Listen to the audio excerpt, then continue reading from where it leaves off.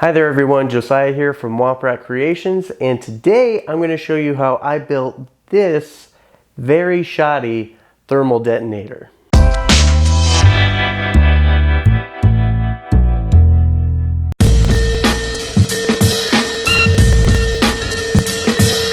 Alright, so these are the main components for my thermal detonator build. I have a clear plastic ornament that I picked up from Hobby Lobby that comes in 2 halves, which is perfect for this. I have a cap to an old used thing of laundry detergent. I was going around my shop trying to find the piece that goes in between the 2 halves. There's kind of a spacer in between the two. I was going around my shop trying to figure out what I was going to use for it because I didn't want to fire up the CNC machine to cut out one tiny circle of a piece of wood. So I was going around trying to fit a whole bunch of different things into 1 half, and then I picked this up. My laundry machine is right over here, and I picked this up and it fit in here perfectly. So that's what I'm using. I'm sure you guys can find something else if you're wanting to take this build on yourself, but this is what I found. So it works. I'm not gonna try to complicate it anymore. I'm gonna have to cut a section off of the bottom because it does kind of flare out as it comes to the top. So I'm gonna have to cut off a section of the bottom and use that, but that should work perfectly.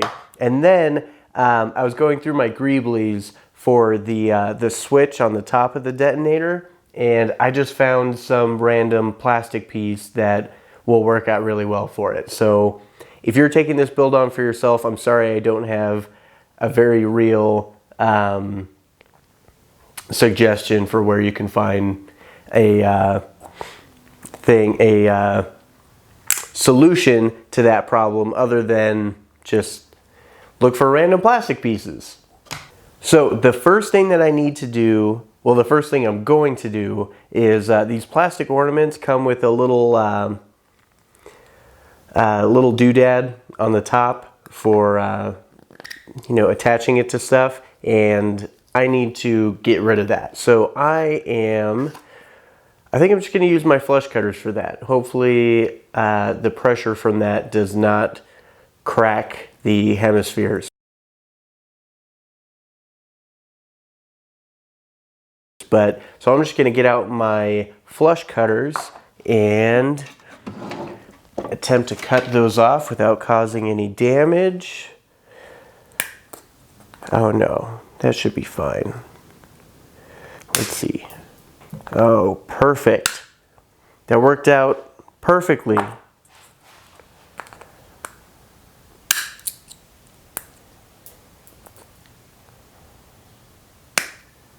There we go. All right, step 1 is done. Now I have 2 perfect hemispheres without a attaching doodad on the top. Now what I'm going to do is I am going to take some very fine grit sandpaper and scuff up the outsides of these so that I can mark on them, because I can't, with a pencil, I can't mark on the outside of these and be able to see it. So I'm going to scuff up the outside just a little bit with probably like 600 or 800 grit sandpaper so that I can mark on it with a pencil. I'll mark out my lines that I need to mark, and then I'll get out my panel scriber so I can scribe in those lines that are in the thermal detonator.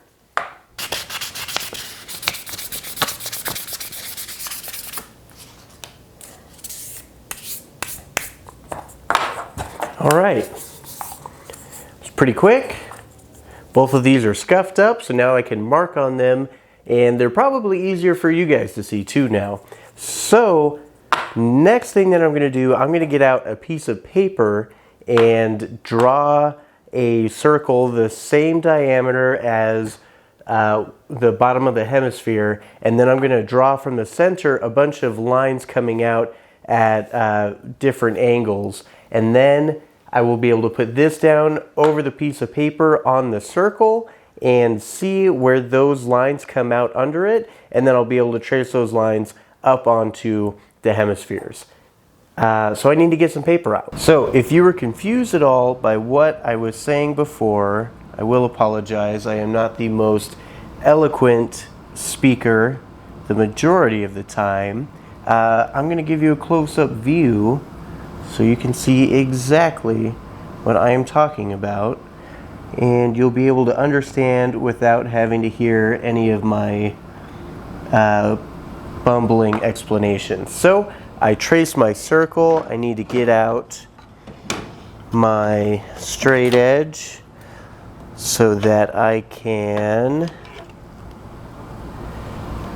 make this clear. So I'm going to draw a line straight through. I'm using one of the lines from this notebook paper as that, and I extend it outside of the circle. Then I will attempt to do one exactly perpendicular to that and also extend it outside of the circle.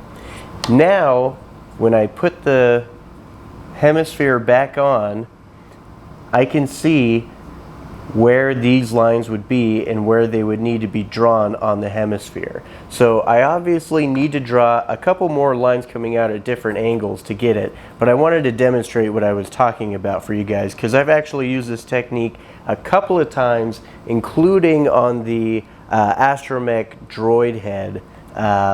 So yeah, I'm going to go through and just put in a couple more lines at different angles. I'm not being super exact, but I also don't really need to be. So I'm going to go through and continue to draw out a couple lines.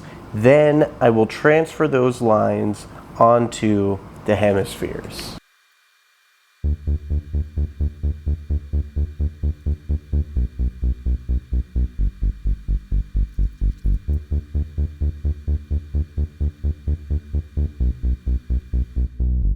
All right, I have my lines penciled in, and now I'm going to use the same technique that I did for my, oh my gosh, what did I use this for?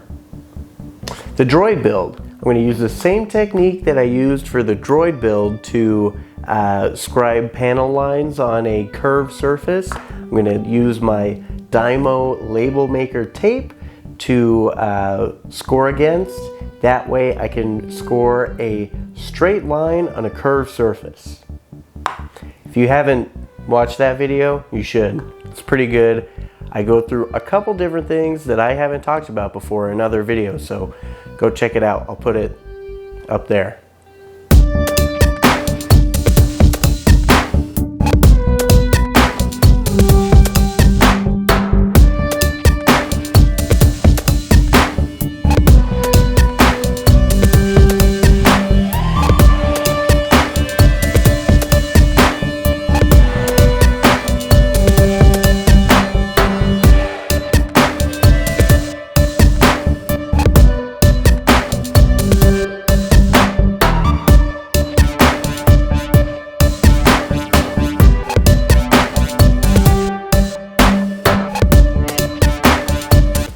Alright guys, we have our panel lines scribed in our hemispheres and they're looking pretty good, but now I need to do one more thing before we can move on to some painting and assembly stuff. The Thermal Detonator has sections of these panels that come down farther than the rest of them, and instead of trimming the spaces on the actual hemisphere up, I'm going to be adding material to the parts that need to come down.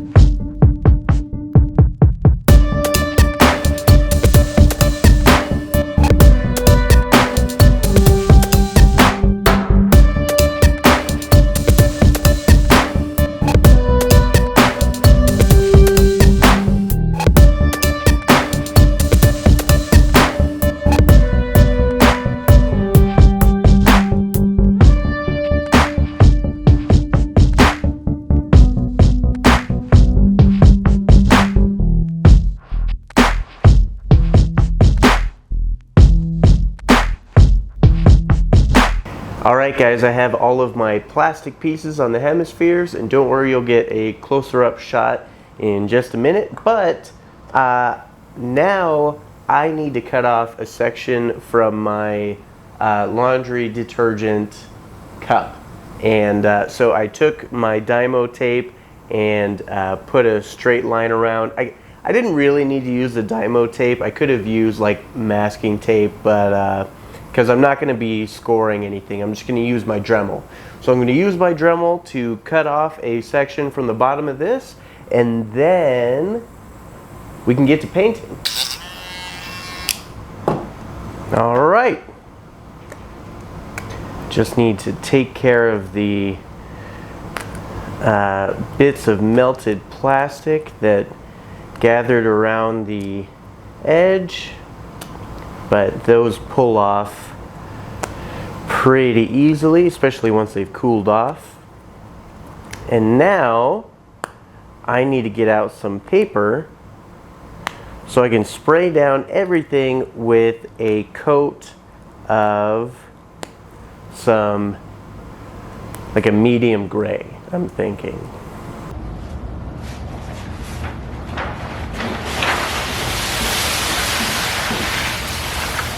All right, this much paper might be a little overkill, but that's okay.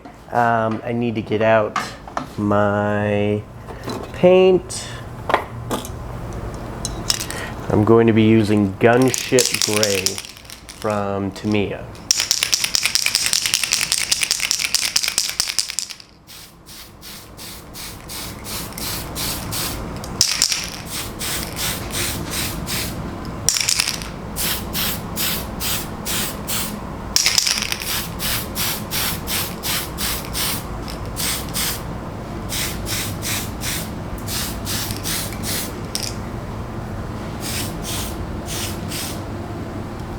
All right, everything has been painted gray, and now, before I can move on to the next layer, I need to do a little bit of pre-weathering.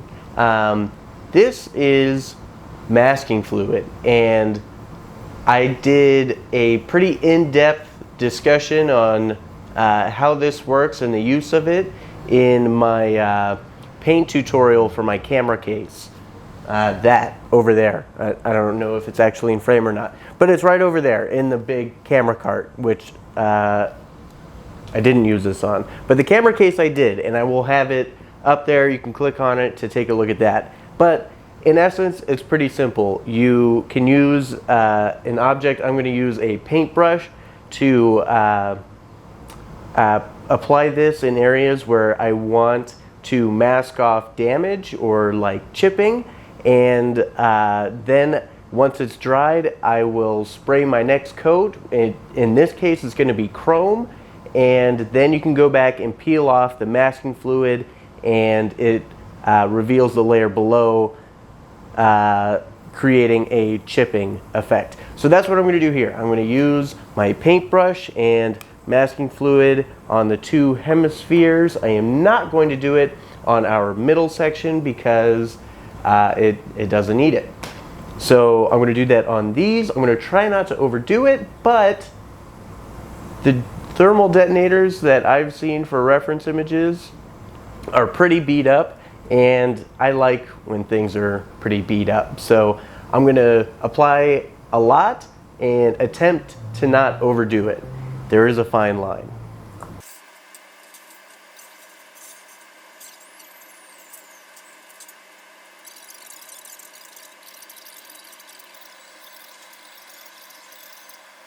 All right, ladies and gents, this is coming close to an end.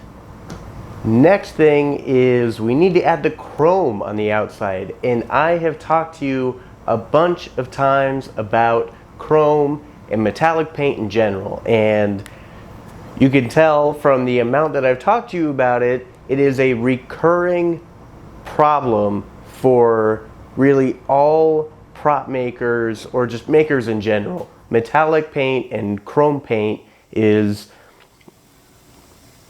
a problem. But I am here to show you one of the really great solutions, and that is this. This is a Molotow liquid chrome paint marker, and they're not cheap. This I picked up at Hobby Lobby for, I think this thing alone was like 12 bucks. So it's not the cheapest, but if you need a chrome, I'm talking chrome reflective paint, this is your option. This is your answer, rather. This stuff is amazing, and I'm not going to be using it as a marker. You can open this up. You're going to see me here in a minute. I'm going to open this up and pour it into my airbrush because it is super thin. So you could spray it through an airbrush. If you need to, it thins really well with lacquer thinner, but this stuff is so thin, I've never had to thin it down at all to get it through my airbrush. It goes on really well, and it just gives one of the best chrome finishes ever. Because these are going to be pretty banged up, I'm going to be, weathering on top of this a bit. So I don't need it to be super reflective, shiny, but why not? I've mentioned this to you guys in passing before. I haven't showed it to you yet, and so I wanted to bust it out. This stuff, while it is not cheap, it is the best option that I have found for getting a chrome surface on with paint.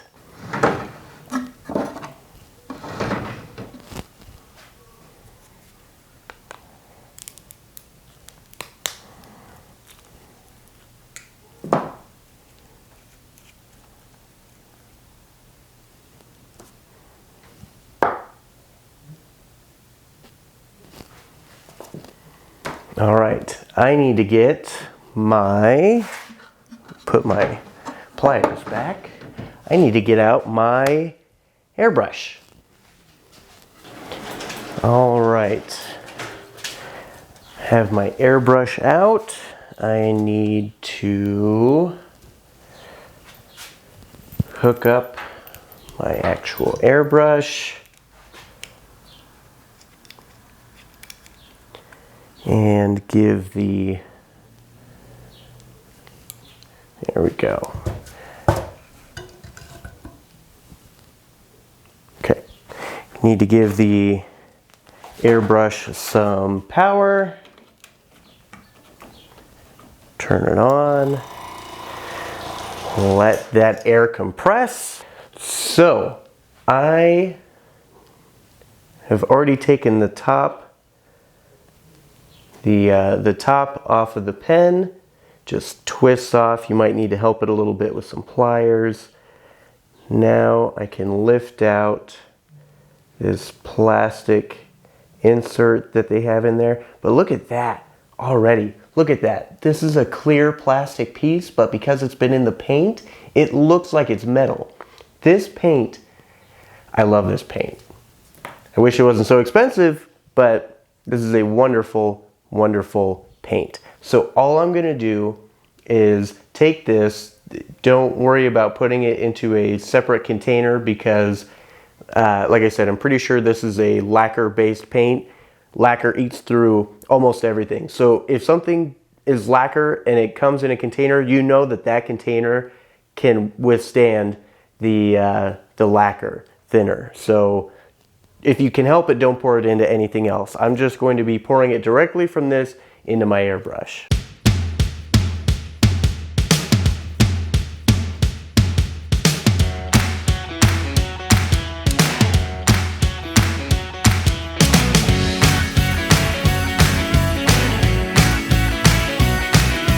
All right, my chrome paint is on and these are looking quite lovely. Now I get to go through and take off the masking fluid. This is one of my favorite parts of any build, and I love using masking fluid for this part right here, the removal. It's like opening up a Christmas present. It fills me with joy.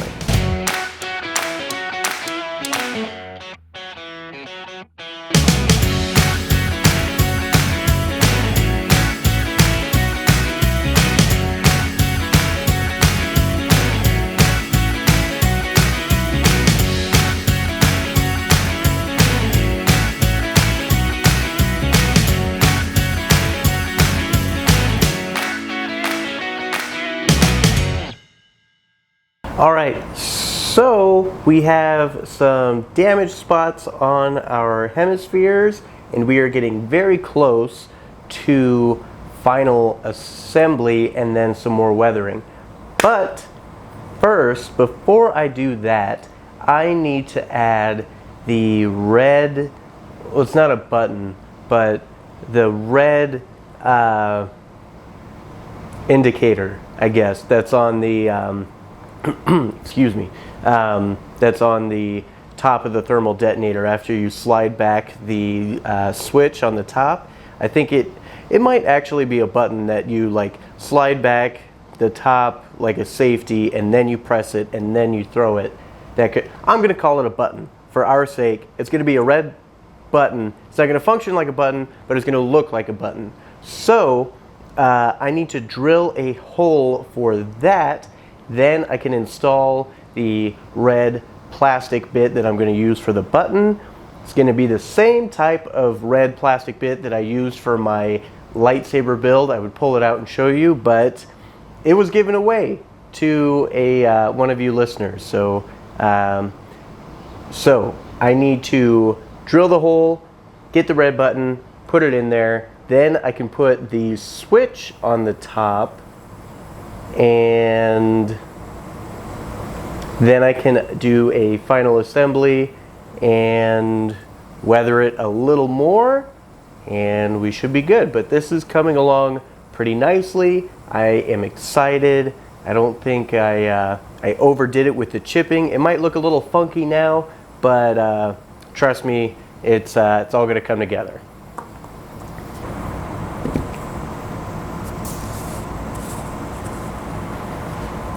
Let's try not to destroy this whole thing.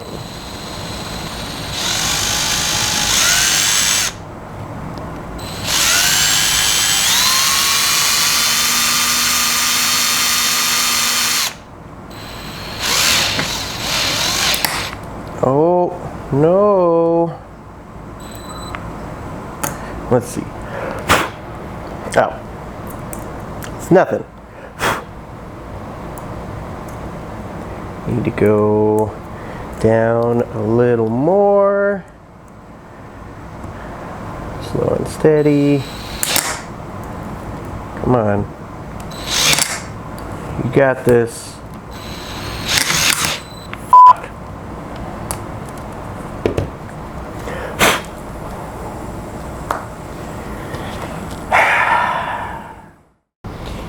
All right, so this is a good opportunity to explain a little more in depth. I'm sure you guys have heard me say it a few times. It's actually, the phrase is a Adam Savage-ism.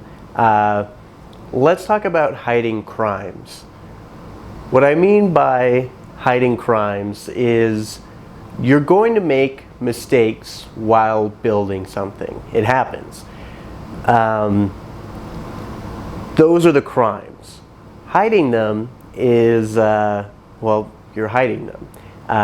The practice of hiding crimes is finding sneaky ways to disguise mistakes that you've made in the build. And I don't know if you could tell what happened in the last shot, but I messed up. I was drilling into this hemisphere for the hole to put the button, and it caused some pretty significant structural damage to the hemisphere, way outside the area that I could hide it with the button. It happens sometimes. I was not using the correct tool for the job on that. It's my bad. It happens. So instead of scrapping the whole build, I decided to incorporate it into the build itself, into the aesthetic of the build, if you will. So the way I did that is it broke off a big chunk right next to the button, and so I had the hole for where the button was going to go, and then I had this big chunk missing out from the side.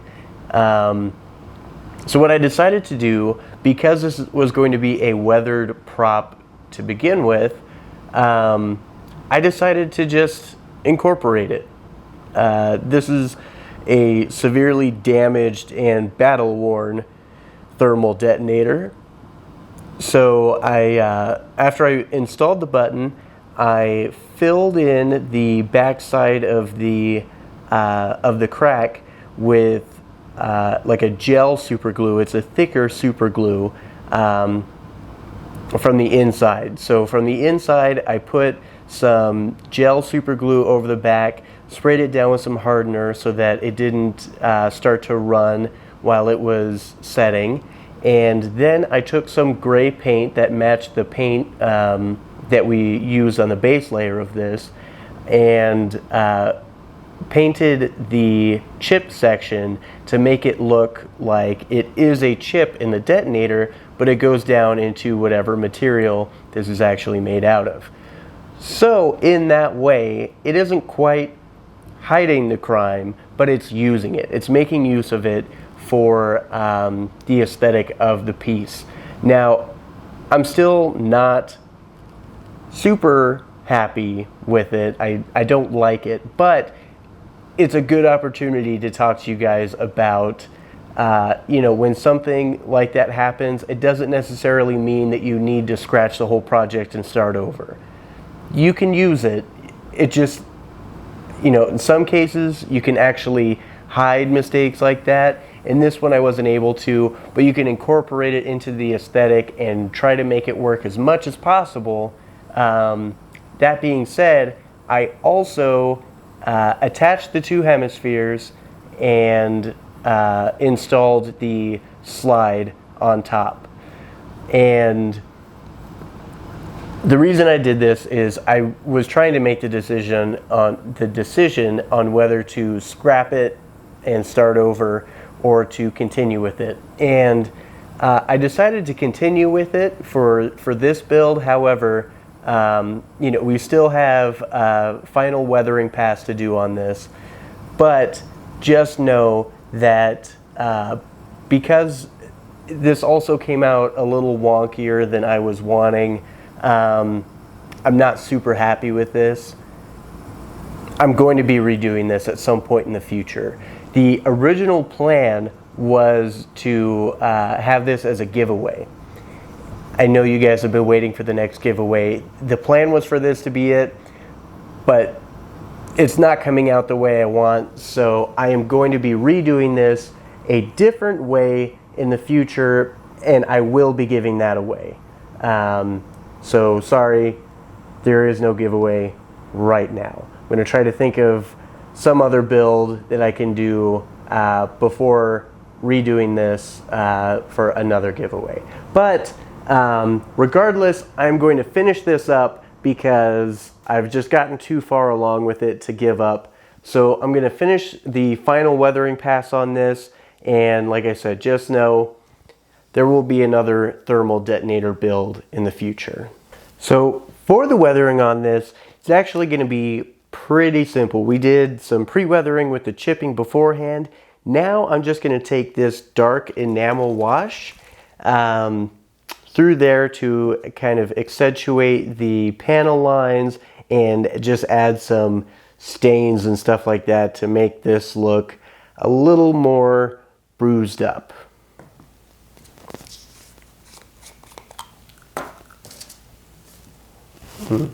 I need a rag, and these shop towels do quite nicely.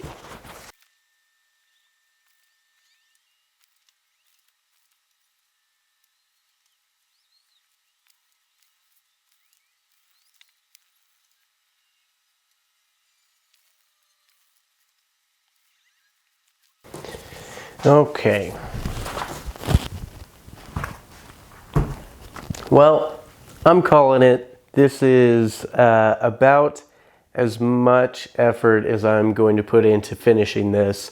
Like I said, not my best build, but That's okay. It happens sometimes. Not everything is going to be super cool, and you're not even really going to like everything that you make once it turns out. And that's okay. That's the main reason that I wanted to continue this, and I am going to put it out there, is because this happens to everyone sometimes. And while I'm not happy with this, like I said, that's the reason I'm not going to be doing it for the giveaway. It's just a little too wonky.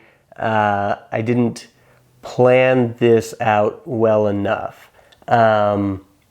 So I'm sorry that there is no giveaway this week like I intended.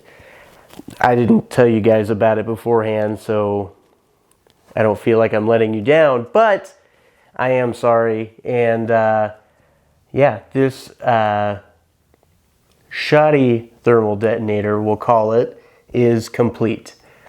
I did learn a lot for what I am not going to do on the next one, because like I said, I am going to be redoing this. It's not going to be next week, but I will not let this get the best of me. So the Shoddy thermal detonator is finished. I hope that you guys were still able to learn something, even though this didn't go quite to plan. Maybe you guys could tackle this build and see if you can do a better job than I have so far. Thank you all for all of your support. As always, I really, really do appreciate it. Check us out on Patreon. That is the best way for you to help support the channel and to help us continue to try to make the best content possible for you guys. We are still coming out with our show and tell videos that come out every Wednesday and our build videos that come out every Friday. Hopefully the next one is better than this, or turns out better than this. Make sure you guys are subscribed and you hit the little bell right next to the subscribe button. That gives you a notification every time we come out with a video so you don't miss anything. You can also check us out at wompratcreations.com. That, as well as the Patreon site, will be linked in the description. Yeah, thank you guys so much for all of your support. Until next time, I'll see you guys later.